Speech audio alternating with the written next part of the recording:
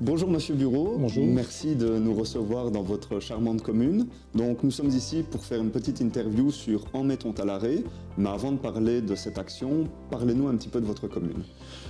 Disons que la ville de Saint-Guilain, c'est déjà plus de 23 000 habitants. On a la chance d'avoir ici à Saint-Guilain 2 parcs assez verdoyants qui sont ici à Tertre et à Beaudour. Nous avons aussi de nombreuses infrastructures sportives. Alors on a aussi un très large panel d'associations sur l'entité, mais aussi une commune riche en activités culturelles. Bon, Saint-Guilain, c'est aussi 4 milieux. On a un milieu qui est plutôt le milieu urbain, forcément, le milieu industriel, le milieu forestier et un milieu qui est rural, agricole, plus au nord de l'entité. Et nous avions participé pour la première fois à Wallonie en fleurs l'année dernière et nous avons remporté une fleur. Ce qui veut dire qu'à Saint-Guilain, il fait bon vivre. Oui, une fleur bien méritée, je pense. Je le pense aussi, puisqu'on a des services qui sont quand même très actifs dans tout ce qui est les plantations et l'entretien de nos abords. Quel est votre rôle à vous plus particulièrement ? Disons que moi j'ai en charge tout ce qui est aménagement du territoire, le bien-être animal, la propreté, l'environnement.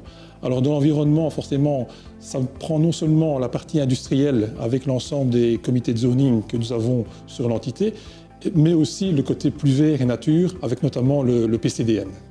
Et donc cette année, vous avez accepté de participer à En mettons à l'arrêt, qui est une action qui consiste à laisser une partie de pelouse non tondue pendant le mois de mai. Pourquoi avoir accepté de participer à cette action ? Disons que le projet est intéressant puisqu'il vise à favoriser la biodiversité et aussi à faire connaître de nouvelles plantes, puisqu'on va pouvoir découvrir des plantes autres qu'on rencontre tous les jours dans notre jardin, comme la pâquerette, le pissenlit, et aussi avoir de nouvelles sources de nourriture pour les insectes comme les papillons ou les abeilles. Et pensez-vous que les communes aient un rôle particulier à jouer dans cette action ? Je pense qu'on doit montrer un exemple, surtout dans des actions comme celle-ci, qui sont des actions assez faciles et réalisables par tous. Maintenant, il n'y a pas que cette action-là que nous menons, puisqu'on participe aussi à la journée de l'arbre en distribuant pas mal d'arbres, de vivaces, d'arbres fruitiers. Maintenant, il faut savoir que tous les citoyens n'ont pas cette petite sensibilité à la biodiversité. Et donc, quand on a des pelouses ou des abords qui ne sont pas entretenus, on nous fait souvent la remarque qu'il y a un manque d'entretien. Et donc, je pense que quand il y a des actions comme celle-ci, il faut communiquer. C'est très important sur l'action. Pensez-vous que le fait de participer à une action du genre, ça montre en quelque sorte l'exemple aux citoyens ? Oui, c'est ça. Montrer l'exemple, leur dire, voilà, vous pouvez le faire, puisque c'est une action que vous pouvez réaliser chez vous, tout simplement. On parlait donc des différentes actions que vous menez sur la commune, et c'est vrai que Saint-Guilain est assez actif d'un point de vue gestion différenciée. Quelles sont les techniques de gestion différenciée que vous mettez en œuvre sur la commune et où est-ce qu'on va pouvoir les retrouver sur les différentes entités ? Disons, les premières, ce sont déjà le fauchage tardif. Donc on applique sur les abords de voirie, en fonction aussi de la mobilité. On a aussi l'ensemencement de plusieurs cimetières et on va tendre vers ça pour l'ensemble des cimetières, donc principalement les allées. Le désherbage des cimetières se fait aussi aujourd'hui manuellement. Il n'y a plus de produits, comme on l'a déjà dit. On a aussi les services techniques qui ont acquis du matériel de désherbage mécanique, surtout pour l'entretien des trottoirs. Et on a aussi maintenant un nouveau projet d'éco-pâturage qui s'est mis en œuvre. Ah, l'éco-pâturage, ça c'est un sujet qui est très intéressant. Est-ce que du coup vous pourriez m'en dire plus ? Est-ce que vous savez les bêtes qui ont été prises et comment fonctionne cet éco-pâturage ? Disons que cette année-ci, on a voulu sauter le pas, on va le dire comme ça.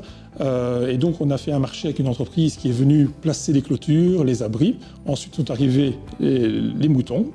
C'est eux qui assurent le bien-être de ces moutons puisqu'ils font un contrôle 2 fois par mois. Alors forcément, ça a des avantages. Il n'y a plus aucun produit phytosanitaire qui est mis en œuvre. Ça a un avantage au point de vue des nuisances sonores des engins d'entretien, mais ça favorise aussi le développement des insectes pollinisateurs. Alors c'est une race bien spécifique, puisque ce sont des moutons de Houssan, si je me souviens bien, du Finistère. Ce sont des moutons qui ont un avantage d'être très légers. Ils peuvent rester dehors toute l'année. Ils mangent beaucoup d'herbes et alors ils sont, ils se protègent très vite par rapport aux maladies. Et quel est le ressenti des citoyens par rapport à ce type d'action ? Au début, nous avons eu pas mal de questions, mais je pense que maintenant, les gens sont en train de prendre, je ne vais pas dire goût, mais s'habituer à cette méthode et pourquoi pas la développer plus encore. Alors, vous parliez il y a quelques instants du coup de l'arrêt des pesticides sur ces espaces. Depuis combien de temps est-ce que la commune de Saint-Guilain est en zéro phyto? La commune de Saint-Guilain a commencé déjà depuis 2017 à ne plus utiliser ces produits. Très bien. Merci beaucoup pour cette intervention très intéressante. De notre côté, on se donne rendez-vous pour une prochaine vidéo. Si vous avez des questions, n'hésitez pas à nous contacter sur adalia.be ou sur nos différents réseaux sociaux. Merci. Merci.